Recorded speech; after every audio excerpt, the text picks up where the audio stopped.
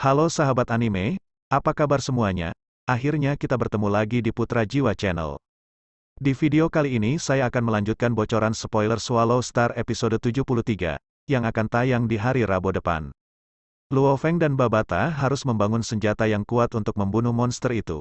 Babata harus cepat-cepat menemukan cara, kalau tidak bumi ini akan hancur. Setelah itu Babata mengamati kekuatan monster tersebut. Babata berkata, "Lihat, tanduk di kepalanya yang ditutupi ukiran emas. Apakah ada yang menonjol?"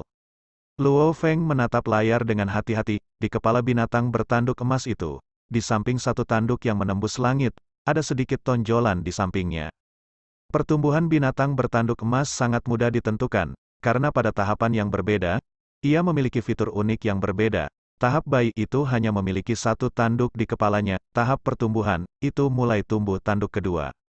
Ketika kekuatannya tumbuh, ukiran pada tanduknya menjadi lebih komplit, sampai akhirnya, tanduknya terlihat hampir seluruhnya emas. Itu tanduk kedua baru saja mulai menonjol, itu berarti ia belum melangkah terlalu lama ke tingkat bintang. Babata melanjutkan. Namun, garis keturunannya terlalu kuat, kecepatan pertumbuhannya menakutkan. Pada tahap pertumbuhannya, ia akan melahap logam untuk menyerap, sehingga kekuatannya terus meningkat. Untuk membunuhnya, kita perlu melakukannya sekarang dan cepat, sebelum itu menjadi lebih kuat. Saat Luo Feng sedang berdiskusi dengan Babata di kepalanya, begitu pula yang lain di ruangan itu. Setelah itu kembali di ruangan rapat penting. Wang Tua berkata, "Jika itu adalah makhluk level Traveler level 8 atau 9, kita masih punya harapan. Jika berada di level bintang, maka peluang keberhasilan hanya 1%. Kedua lelaki tua itu duduk dan diam-diam berdiskusi. "Li Tua, apa saja dari diskusi Anda di sana?" Seorang lelaki tua dengan rambut putih bertanya. Seluruh ruang rapat, baik itu pejuang seperti Luo Feng, Hong, Dewa Guntur, atau para pemimpin negara, atau beberapa spesialis yang diundang oleh divisi senjata, mereka semua memeras otak mereka untuk mencari solusi.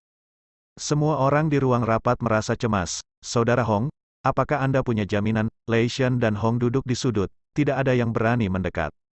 Hong menggelengkan kepalanya. "Namun, bahkan jika kita tidak memiliki jaminan, pada akhirnya, kita masih harus bertarung." Sebagai Traveler bintang level 7 bersama dengan domain saya sendiri, saya sudah tidak memiliki kecocokan di level Traveler bintang, ditambah anggur kontak awanku yang berevolusi cepat yang telah aku beri makan kristal muya. Bahkan jika aku bertarung sampai mati dengan star level 1, aku mungkin masih memiliki harapan. Masalah terbesar terletak pada kita tidak tahu banyak tentang binatang menelan. Namun, Hong dan Lei Shen jelas tidak tahu. Pejuang manusia tingkat 1 bintang dan monster tingkat 1 sangat berbeda. Belum lagi monster paling menakutkan, monster luar angkasa terlebih lagi elit dari garis keturunan binatang ruang angkasa, binatang bertanduk emas. Ini adalah garis keturunan terkemuka di alam semesta yang luas. Setelah itu ada kabar dari Presiden Amerika baru saja mengirim rekaman tentang binatang yang menelan.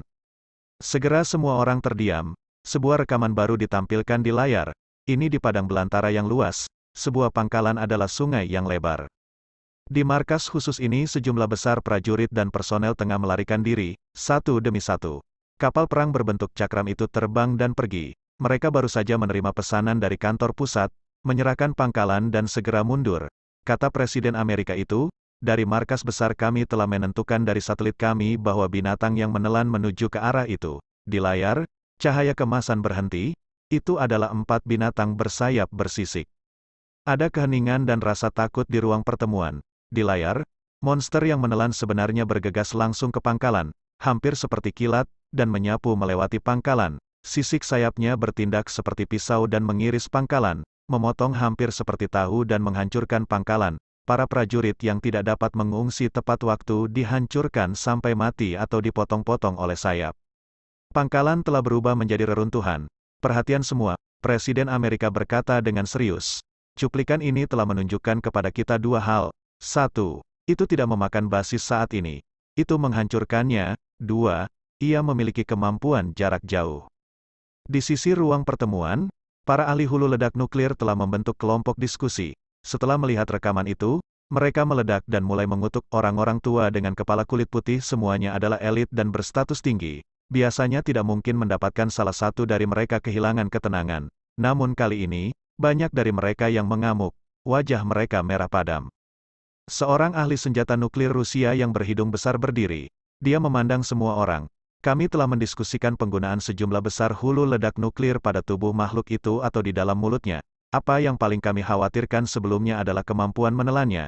Sekali melahap, apakah sinyal elektronik kami akan dikompromikan dan kami tidak akan bisa meledak, namun, kami bisa mengatasi itu. Sekarang kami menyadari masalah terbesar kami, ia memiliki kemampuan jarak jauh. Orang Rusia berhidung besar ini berkata dengan marah, dengan kemampuan bertahan monster yang luar biasa menelan ini, bahkan dengan sejumlah besar hulu ledak nuklir, jika mereka tidak sampai 50 meter untuk meledak, mereka mungkin tidak akan mampu menembus sisiknya. Perhatian semua kontra dari bom hidrogen adalah gelombang kejut dan radiasi nuklir yang dihasilkannya. Ledakan awalnya hanyalah faktor kecil, namun dampak awalnya tidak ada artinya bagi monster yang menelan ini. Radiasi, bahkan para perwakilan di sini tidak takut akan hal itu, apalagi monster yang menelan ini. Itu sebabnya hanya ledakan di awal yang bisa membahayakannya. Luo Feng mengangguk ketika mendengar, ketika sejumlah besar hulu ledak nuklir meledak, ledakan awal itu memiliki suhu yang mencapai lebih dari 20 juta derajat. Namun, itu harus tepat di tubuhnya untuk keberadaan seperti itu. Semakin dekat semakin baik. Yang terbaik akan ada di dalam mulutnya, daya tahan organ dalamnya tidak dapat dibandingkan dengan skala luarnya, meledakkan lebih dari 100 megaton hulu ledak nuklir di mulutnya akan meledakkan kepalanya langsung. Mata Luo Feng menyala saat dia mendengar, 100 megaton hulu ledak nuklir. Dia tidak percaya itu tidak akan berhasil, di dalam pergelangan tangannya, tubuh Babata berdiri. Meledakkan 100 megaton hulu ledak nuklir di mulutnya, Babata sedang makan apel. Menggelengkan kepalanya, mereka jelas tidak mengerti binatang yang menelan. Reputasinya dikenal luas dan luas di alam semesta yang luas, binatang bertanduk emas, garis keturunan elit bahkan di antara makhluk luar angkasa. Bahkan peradaban tingkat rendah, peradaban menengah, tingkat tinggi semua tidak bisa meremehkannya. Jika itu sangat mudah untuk dibunuh, itu tidak akan menjadi binatang bertanduk emas. Sayang sekali, saya memiliki terlalu sedikit pengetahuan tentang binatang bertanduk emas. Saya tidak mengerti kelemahannya. Babata merasa tidak berdaya. Bahkan untuk makhluk yang tidak mati, menemui makhluk luar angkasa itu sulit karena populasi mereka yang kecil. Mereka dapat dinilai sebagai hewan langka dan tidak biasa. Istana Dewa Perang Virtual, ruang pertemuan.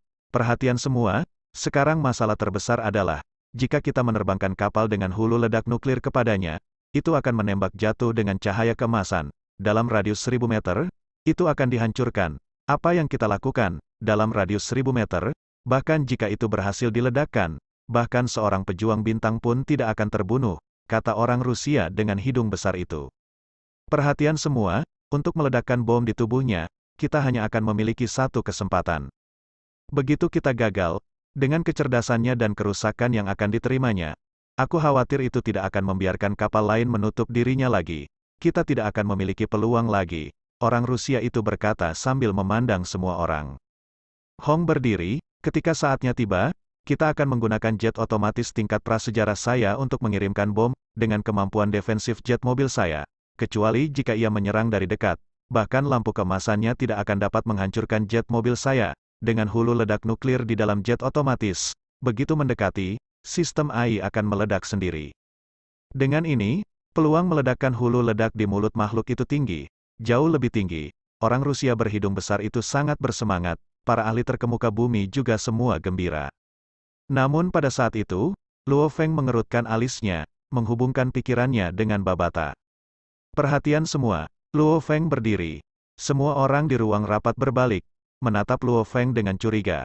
Hong dan Lei Shen juga berbalik dengan rasa ingin tahu. Luo Feng bukan ahli nuklir, juga bukan pemimpin negara, apa yang bisa dia katakan? Mengenai monster yang menelan, aku punya beberapa informasi, kata Luo Feng dengan serius. Tiba-tiba ada keheningan di ruangan itu. Pertama, ketika monster itu menelan, ia membelokkan ruang di sekitarnya. Itu mengisolasi hal-hal dari dunia luar. Mengontrol jet otomatis untuk meledak dari jauh adalah hal yang mustahil. Juga, ketika itu menelan, di dalam ruang menelan itu, jet otomatis dan hulu ledak nuklir akan secara otomatis pecah, sehingga kemungkinan mencoba untuk meledak di dalam mulutnya sangat rendah. Saat dia mengucapkan kata-kata itu, ekspresi semua orang berubah. Ini adalah berita terburuk yang bisa mereka terima. 2. Kekuatan binatang menelan ini memang di tingkat bintang. 3. Satu-satunya kabar baik, adalah ia memiliki batas seberapa banyak ia bisa menelan. Itu bukan lubang tanpa dasar, sama seperti bagaimana ia memilih untuk menghancurkan markas daripada menelannya. Suara Luo Feng bergema di ruang rapat, berita ketiga ini adalah satu-satunya poin bagus, dua yang pertama hanya menghancurkan. Perwakilan Luo, kamu yakin? Apakah kamu sangat yakin? Para ahli nuklir semua melihat ke arah Luo Feng. Pasti. Luo Feng mengangguk. Monster menelan ini memiliki kemampuan untuk menelan, mencerna, dan menyerap logam. Tidak heran itu memakan pangkalan. Berita ini membingungkan banyak orang. Pada saat ini Luo Feng berjalan menuju Hong. Hong masih bermasalah dengan berita bahwa monster itu berada di tingkat bintang. Kepala, Luo Feng memandang Hong. Sepertinya kamu telah mendapatkan hadiah dari tahun ini.